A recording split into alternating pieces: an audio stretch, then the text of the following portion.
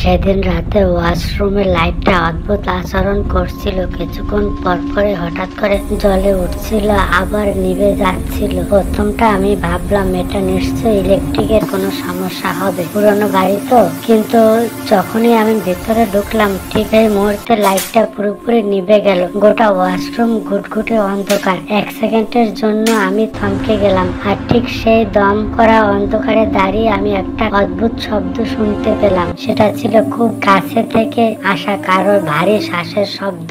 আমার বুকটা ধড়ফড় করতে শুরু করলো। আমি তাড়াতাড়ি পকেটে হাত দিলাম এবং মোবাইলটা টর্চটা বের করে নিলাম। আর টর্চের আলোটা যখন আয়নার উপর পড়লো তখনই আমার শরীর জমে গেল। আমি দেখলাম আয়নার ভিতরে একটা মুখ। সেটা দ্রুত টর্চের তীব্র আলো থেকে নিজেদের লুকানোর চেষ্টা করছে। আর সেই ভয়াবহ মুখটা প্রায় ফিসফিস করে খুব আস্তে আস্তে বলল, আলোটা নিভিয়ে দাও, দয়া করে নিভিয়ে দাও, আলোতে আসতে পারি না।